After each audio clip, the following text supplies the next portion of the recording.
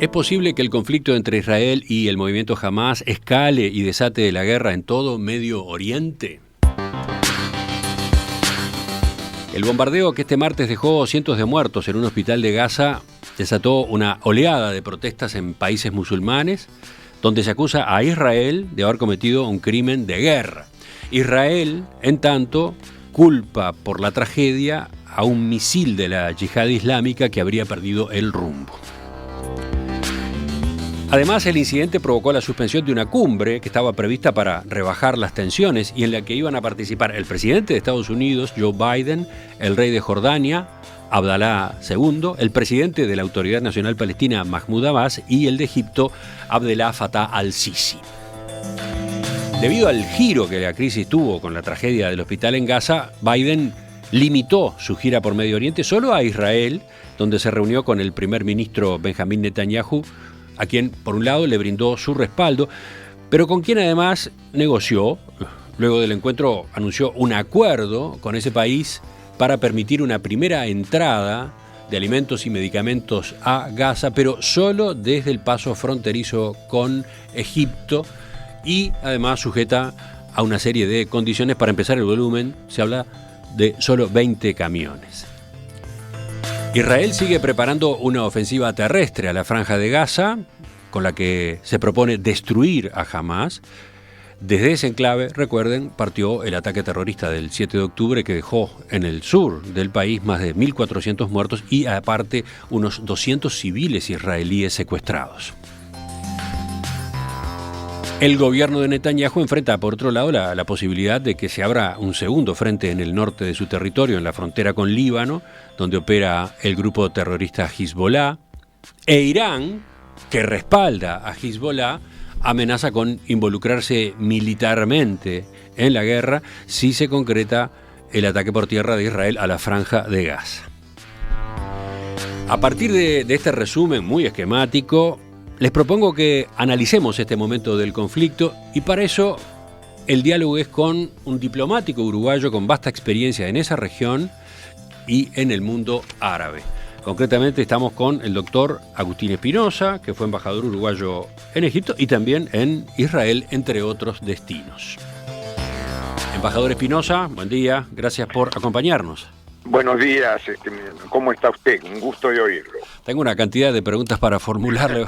Vamos a ir paso a paso, ¿le parece? Usted ha hecho un resumen muy adecuado que marca perfectamente la situación. Bueno, pero veamos. Ayer el presidente Joe Biden se reunió con Benjamín Netanyahu, el primer ministro israelí. Después del encuentro anunciaron este acuerdo que yo mencionaba para permitir una primera entrada de alimentos y medicamentos a la Franja de Gaza vía Egipto.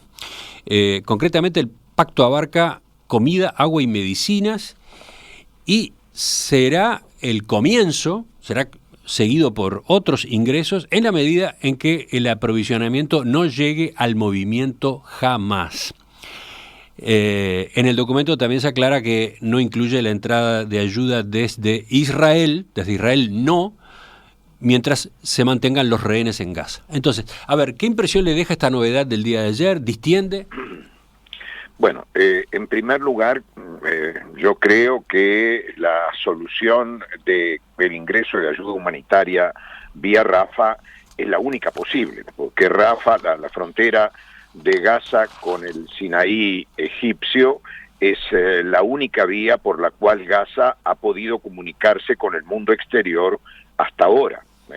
Egipto ha cerrado la puerta de Rafah porque también no quiere que se incorporen a su país grupos terroristas. Ya Egipto tiene ya un problema muy serio con grupos terroristas que están actuando muy activamente en el norte del Sinaí, en la frontera justamente con Israel y con Gaza, y no tiene el menor interés de aumentar el número de terroristas dentro de su territorio. Por lo tanto, el ingreso de la ayuda humanitaria va a estar muy estrictamente controlado por las autoridades egipcias y justamente para atender las necesidades de alrededor de ese 1 millón de personas que han sido desplazadas casi obligatoriamente desde el norte, donde se están realizando, donde la actividad bélica es mayor, hacia el sur, y donde están mujeres, niños, ancianos y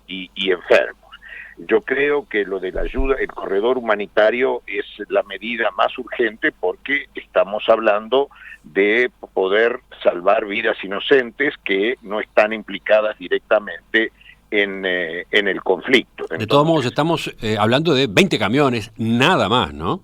Sí, pero mire que están atracados en la costa del Mediterráneo, en Port Said, barcos de organizaciones internacionales humanitarias que seguramente podrán poco a poco y en la medida que no se acreciente el conflicto en el norte, suministrar una mayor cantidad de alimentos, de medicinas, de agua, etcétera. Sí, hay centenares de camiones esperando en el trayecto rumbo al paso fronterizo. El tema es que se les permite entrar y eso depende de las inspecciones que por lo visto se van a hacer, de qué destino tiene esta primera partida de ayuda, ¿no? Que no termine en manos de Hamás, etcétera.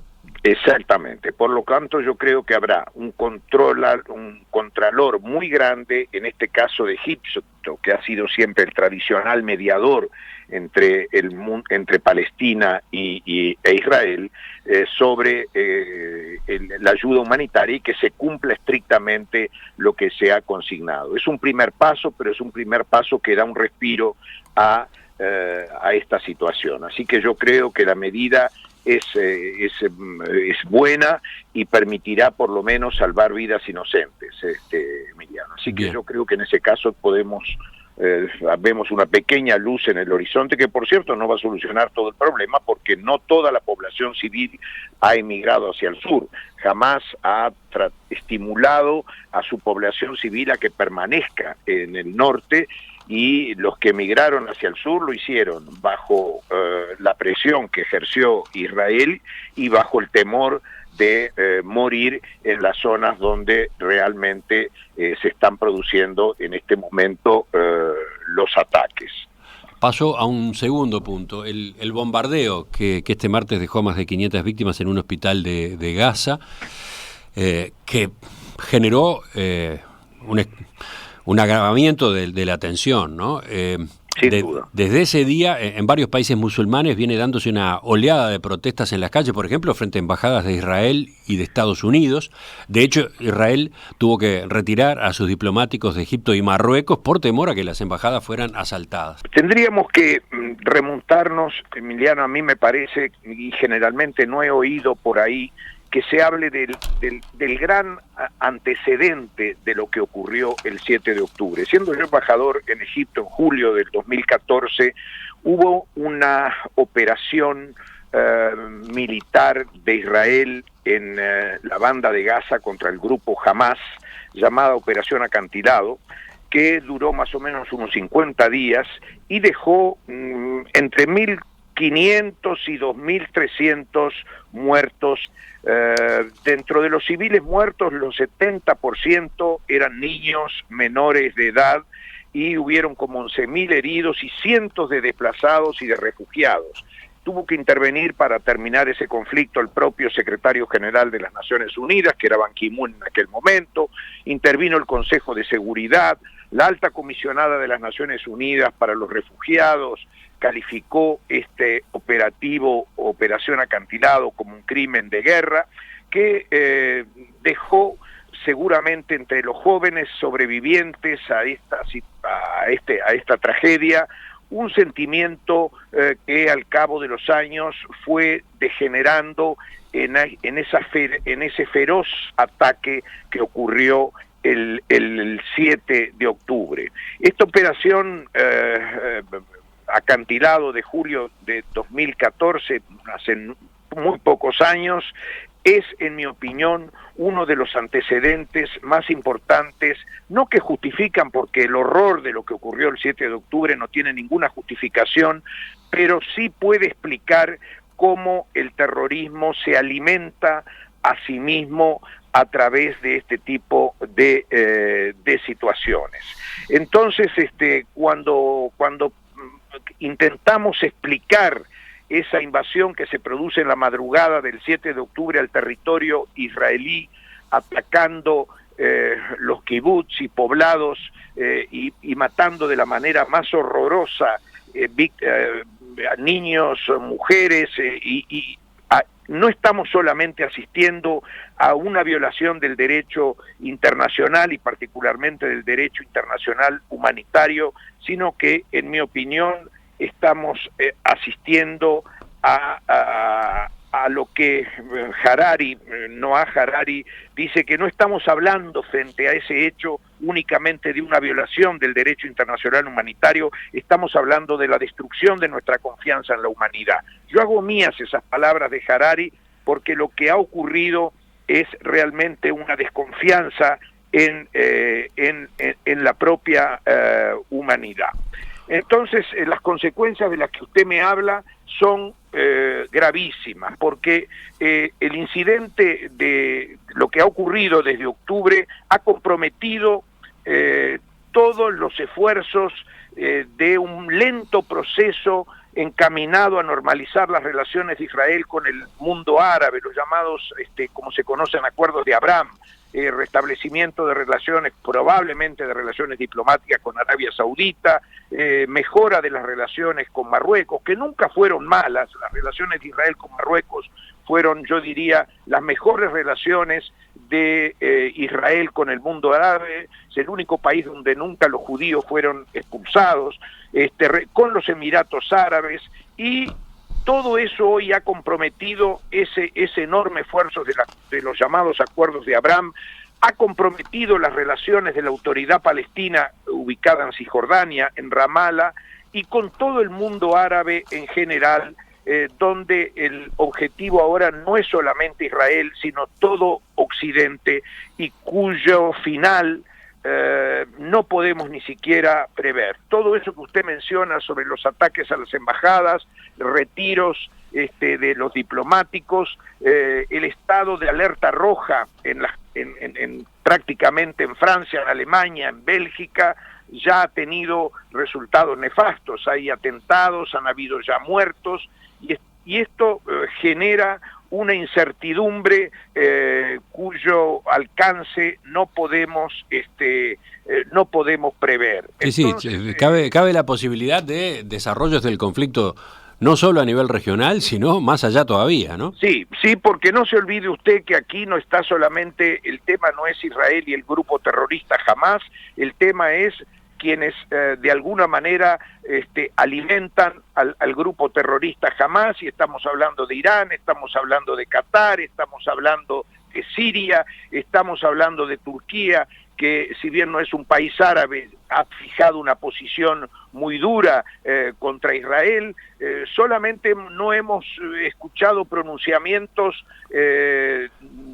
digamos, graves o intimidatorios de parte de Jordania, que tiene un tratado de paz con Israel y no quiere saber de nada de que se refugien en su territorio grupos terroristas, porque ya tienen grandes problemas con la población palestina dentro de su país, no porque sea una población belicosa, sino porque realmente el país no logra absorber económicamente a esa población. Egipto no quiere saber, como ya le dije, nada de tener nuevos grupos terroristas dentro de su país, porque tiene una lucha encarnizada en el norte del Sinaí. Por lo tanto, el alcance de este conflicto es absolutamente imprevisible.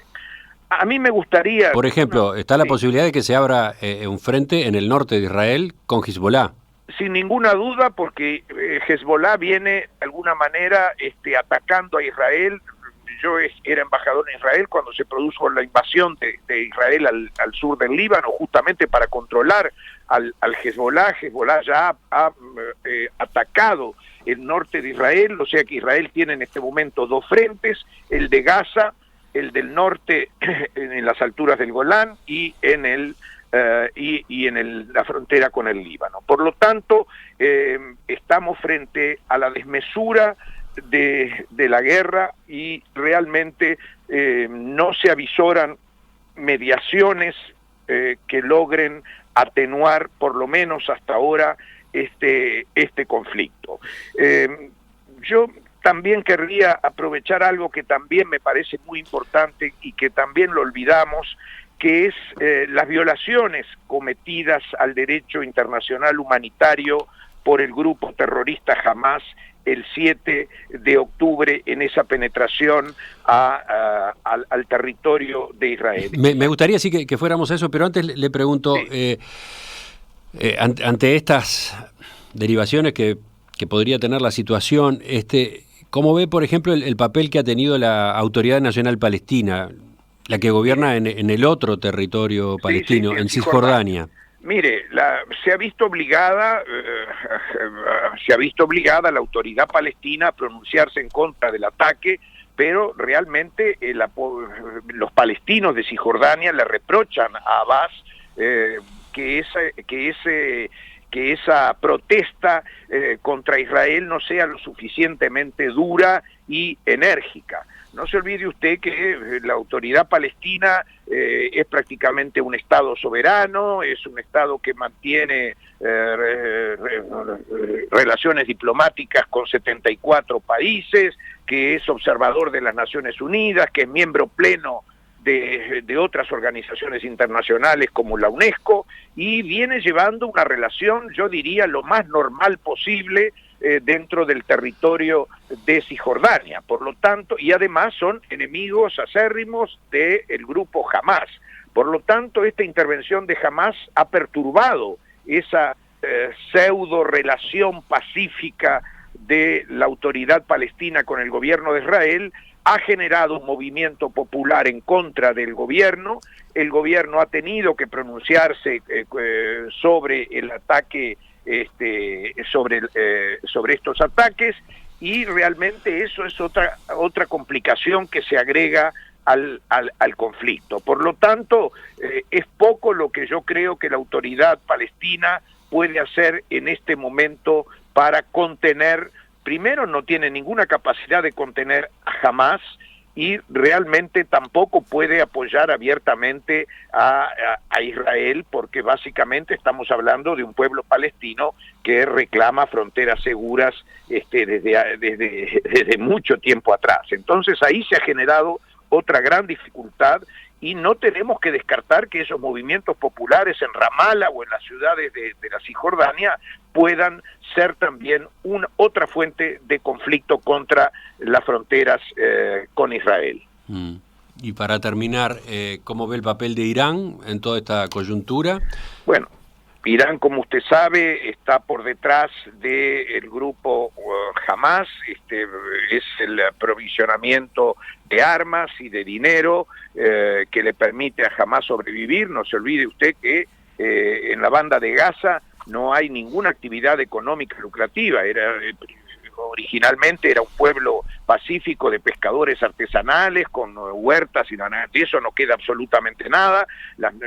Por lo tanto, el dinero para la sobrevivencia y para armarse y para mantener la beligerancia activa depende de Irán.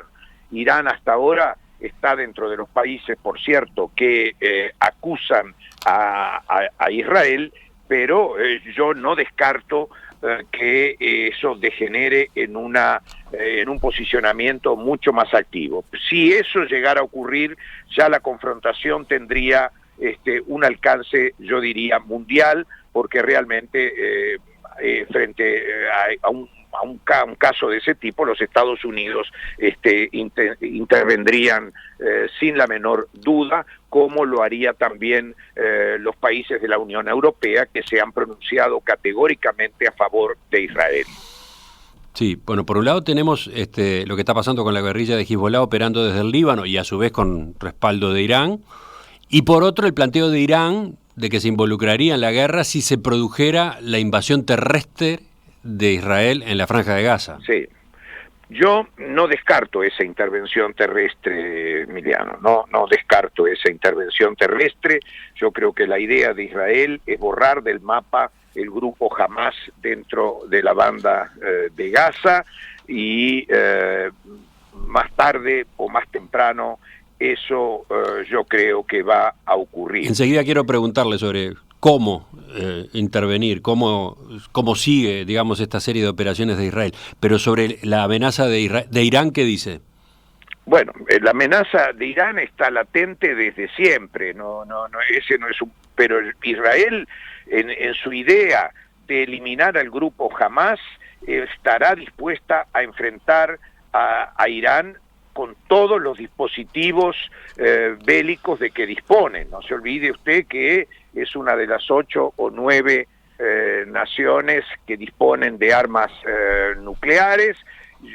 Las armas nucleares no son usadas generalmente en conflictos regionales, por lo tanto no podemos imaginar bajo ningún concepto que Israel use armas nucleares en el territorio de Gaza, pero en un conflicto de carácter mucho más amplio, subcontinental, no habría que descartarlo, pero yo espero que no se llegue a ese escenario, porque llegar a ese escenario ya sería estaríamos en las puertas de una barbarie y como dice Harari, en una pérdida total de confianza en la humanidad. Yo espero que eso no se logre, pero por ahora estamos muy lejos de hablar de paz, estamos muy lejos de hablar de mediaciones efectivas, estamos muy lejos de poder hablar de una disminución del conflicto. La crisis en Medio Oriente, la guerra entre Israel y el movimiento Hamás, las novedades de las últimas horas, las perspectivas, de eso continuamos el análisis enseguida. Estamos con el embajador retirado Agustín Espinosa. ¿Es posible que el conflicto entre Israel y el movimiento Hamás escale y desate la guerra en todo Medio Oriente? ¿Qué dicen las últimas novedades surgidas en Israel, en la Franja de Gaza, que señalan los movimientos que están mostrando en estas horas los principales líderes mundiales? Por ahí va el análisis esta mañana. Para eso hemos invitado a el embajador Agustín Espinosa, embajador retirado, doctor en diplomacia por la Universidad de la República, con posgrado en Derecho Internacional por la Academia de Derecho Internacional de La Haya. Embajador Espinosa, hay, yo le decía, varios puntos que está interesante plantearle para tener ampliación, explicación, enfoque suyo. Uno de ellos quedó pendiente, el propio ataque, la propia incursión terrorista del movimiento Hamás en Israel el 7 de octubre. Usted iba justamente a detenerse en lo que significó. Sí, porque no olvidemos de que cuando los que estudiábamos Derecho Internacional en la década de los 60 y estudiábamos estas convenciones de Ginebra del 49 sobre derecho internacional humanitario, conjunto con varios protocolos, veíamos a estas convenciones como una conquista civilizatoria extraordinariamente importante. Y en síntesis, en 2 minutos le digo los principios fundamentales sobre los cuales se apoya el derecho internacional humanitario y que fueron violados por la invasión de Hamás en territorio israelí. Uno de los principios es la necesidad militar. ¿Qué quiere decir eso? Que Hamás no respetó el principio de al invadir Israel porque no había una necesidad militar de matar civiles y secuestrar 200 inocentes. Ese primer principio, que es uno de los principios en cuales reposa el derecho internacional humanitario, fue violado. El segundo es el del principio de la limitación. ¿Qué quiere decir eso? Que jamás causó males inmensos al invadir Israel utilizando métodos innecesarios como fueron el de asesinar jóvenes y niños en esa incursión. El tercer principio es el de la distinción. ¿Qué quiere decir? Que este principio exige que las operaciones sean solamente dirigidas contra objetivos militares. Jamás en esa incursión provocó ataques solamente contra personas inocentes y civiles, no contra objetivos militares. Y el cuarto y último principio violado es el principio de lo que se llama de la proporcionalidad. ¿Qué quiere decir?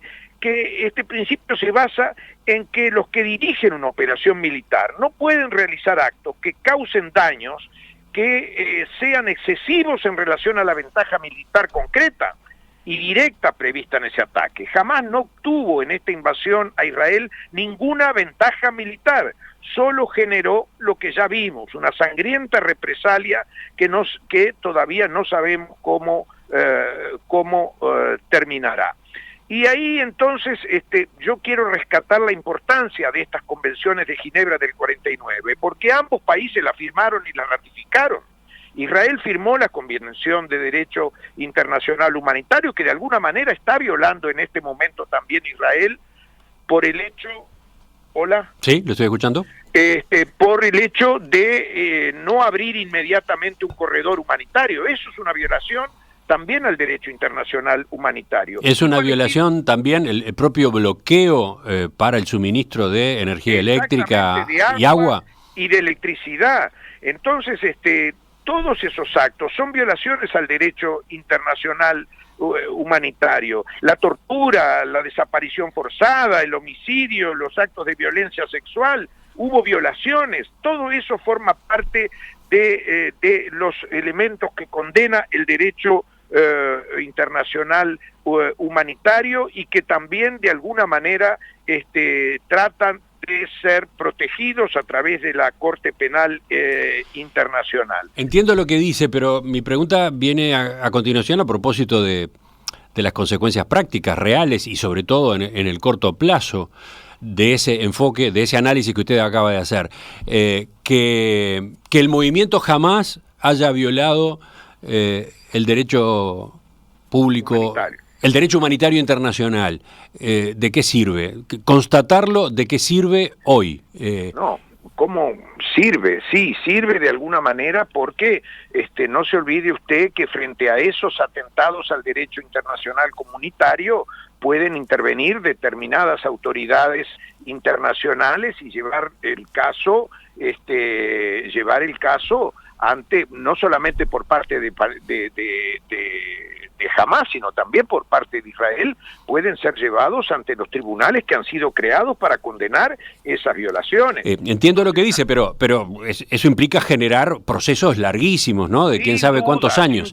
Sin duda. Pero... Y esa posibilidad de enfrentar juicios en esos organismos internacionales no parece haber, por ejemplo, no parece haber amedrentado a Hamás. No, sin ninguna duda, no parece haberlo amedrentado, pero eso genera que las represalias provoquen nuevas violaciones al derecho internacional humanitario, como está ocurriendo, y olvidemos toda la construcción que el derecho internacional, después de los grandes conflictos bélicos del siglo XX, han construido para poder alcanzar la paz. Entonces hay que verlo con esa perspectiva también, de que estamos haciendo un proceso regresivo en la civilización, y por el momento yo no le puedo decir cómo termina todo esto. No hay instrumentos en este momento como para poder evitar o contener este tipo de situaciones. Pero estas situaciones sí son violatorias de una construcción y de una normativa internacional que costó muchísimo y que fue la consecuencia del balance trágico de las guerras mundiales. Entonces, a ver, dos precisiones allí. La primera, porque incluso lo plantean algunos oyentes como consulta. El movimiento Hamás, que no es un Estado, ¿está abarcado por las normas de ese derecho humanitario internacional? Sí, porque la Corte Penal Internacional no solamente se ocupa de violaciones provocados por Estados, sino por grupos paraestatales. El grupo Hamás es un grupo paraestatal, es un grupo terrorista y cae dentro de la jurisdicción de la Corte. La otra pregunta viene a propósito de Israel, que no reconoce a la Corte Penal Internacional. No, Israel no reconoce a la Corte Penal Internacional, Palestina sí, y en ese caso también nos encontramos frente a un problema muy grande, porque realmente al no reconocer la Corte Penal Internacional no se puede... en realidad los casos de los cuales se puede ocupar la Corte llegan por un Estado parte del Estatuto de Roma, que da origen a la Corte, por un propio fiscal de la Corte, de motu propio, que inicia su investigación, o por el Consejo de Seguridad de las Naciones Unidas, que puede remitir el caso ante la Corte. Todo eso yo lo veo muy poco viable, lo veo muy poco viable porque, primero, Palestina podría llevarlo, porque es miembro de la Corte. Dudo que un fiscal... También podría un fiscal de la Corte iniciar una investigación, pero una investigación sobre un país que no es miembro de la Corte no tendría andamiento, y dudo que dentro del Consejo de Seguridad se pueda remitir al caso, porque ahí tendríamos el veto de algunas potencias que están apoyando a Palestina en sus reclamaciones históricas, como podría ser China o Rusia. Entonces, la posibilidad de que la Corte intervenga para condenar este tipo de actos es muy difícil, por lo tanto yo no veo en el momento tampoco líderes políticos con una envergadura suficiente como para mediar en el conflicto, paralizar estas operaciones sangrientas, y yo creo que hay que esperar a ver cómo evolucionan las cosas y si realmente hay un llamado a la cordura por parte de los propios protagonistas, cosa que también tengo mis serias dudas. Yo le mencionaba más temprano el bombardeo de este martes a un hospital en Gaza, que ha dejado más de 500 víctimas. A propósito de cuyo origen hay una discusión planteada. Efectivamente. El movimiento Hamas acusa a Israel acusa a la Yihad Islámica que habría lanzado un misil que perdió el rumbo y terminó cayendo allí. Ese incidente es muy grave por las consecuencias que está teniendo, por las posibilidades justamente de escalamiento, por las protestas que ha generado en el mundo árabe, etcétera. Entonces, es verdad. ¿cómo se aclara un hecho como este? ¿Hay forma de que sí, en una cuestión de horas, de días, se pueda definir quién fue el responsable? Existe la capacidad técnica de identificar el origen del misil, el material con los cuales fue construido el arma y a raíz del impacto que puede producir el arma en el suelo, en la profundidad, hasta dónde llega, y eso hay instituciones científicas en Europa Occidental que permiten calificar el origen y la construcción y la calidad del arma utilizada. Simplemente tendría que permitirse el acceso al lugar y verificar in situ los materiales utilizados, la profundidad del impacto y el trazado del mismo en el espacio. Eso es posible hacerlo. Hay un hecho importante. Israel en su historia de su defensa de su territorio nunca atacó hospitales. No hay antecedentes, por lo menos yo no los tengo, de que haya atacado hospitales. Como usted sabe, el arma cayó en un patio, afectó una de las salas del hospital, y los muertos no proceden de internados del hospital, sino de personas que estaban durmiendo, de población civil que estaba durmiendo en carpas en el patio del hospital, porque creían que el hospital, por ser un lugar más seguro, no iba a ser atacado, lo cual da la dimensión de que realmente los hospitales en este tipo de incidentes bélicos gozan de una cierta inmunidad, como las escuelas o ese tipo de instituciones. Entonces el tema del hospital, yo creo que Israel va a agotar todos los recursos que pueda desde el punto de vista de la cooperación científica para comprobar de que no proviene de su territorio, si es que no provino de su territorio. Sí, pero... Y jamás yo creo que hará lo imposible para que no se pueda verificar el origen del mismo, si es que se equivocaron y esta arma provino, como se dice, de un cementerio próximo dentro de la propia banda de Gaza. Por lo tanto, tampoco ese tema tiene respuesta en la medida que instituciones con capacidad científica puedan determinar el origen del arma. Por ejemplo, desde Jordania se reclama una investigación internacional independiente. Perfecto, existen esas, pero tendría que aceptarla a Hamás, y le interesará a Hamás que una organización internacional independiente confirme que el arma provino desde su propio territorio y que por un error táctico, técnico, haya caído en el patio de un hospital. ¿Le interesará a Hamás? Yo creo que Israel tiene todo el interés de hacerlo si es que asume la responsabilidad de que no fue un arma lanzada desde su territorio. Pero la propuesta de Jordania, por cierto, que es muy válida y es la única que, en mi opinión, cabe y se debería insistir en la misma. Y una de las dudas importantes en estas horas, ¿qué límites tiene Israel en su respuesta en la Franja de Gaza al ataque terrorista de Hamás del sábado 7? ¿Cómo se hace para ese objetivo de destruir al movimiento Hamás, pero al mismo tiempo no dañar, no matar, no herir civiles que no tengan nada que ver con el movimiento? No solamente herir civiles, sino también rescatar con vida a los 200 secuestrados, a sus 200 ciudadanos secuestrados que están diseminados en la banda de Gaza, ocultos, separados entre sí, porque no se olvide usted que el objetivo principal es rescatar el valor de la vida en la cultura judeo-cristiana, es diferente al valor de la vida en la civilización musulmana. Entonces el objetivo principal es rescatar a sus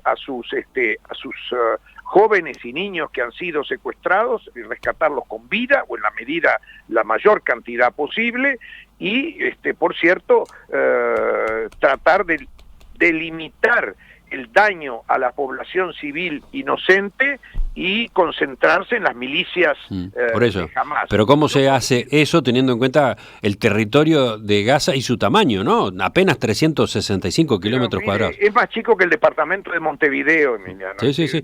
Con una población importante, 2.200.000, en principio, antes de que empezara todo esto. Y entonces, es un territorio como hay que imaginarse que Hamás es la ciudad de la costa, ¿no? Tiene 40 kilómetros de largo, 360 kilómetros cuadrados. Gaza, la Franja de Gaza. Sí, la banda de Gaza, perdón. Montevideo tiene es 200 kilómetros cuadrados más chico que Montevideo, donde hay concentrados 2.300.000 personas. Entonces, por eso, ¿cómo se hace? ¿Cómo se establecen límites a lo que Israel puede llevar a cabo? Ahí hay que pensar en los servicios de inteligencia. El Mossad está considerado uno de los servicios de inteligencia más sofisticados del mundo. Yo imagino que deben estar diseñándose estrategias para poder entrar a la banda de Gaza tratando de dañar en lo mínimo posible a la población civil, la cual la gran mayoría está concentrada en el sur, en la frontera con Egipto, y buscar la manera de identificar dónde están sus propios ciudadanos. No se olvide usted que hay infiltrados, seguramente debe haber infiltrados dentro de Gaza, servicios, personas que responden a Israel, como los hay también infiltrados en Israel, miembros del grupo terrorista Hamás.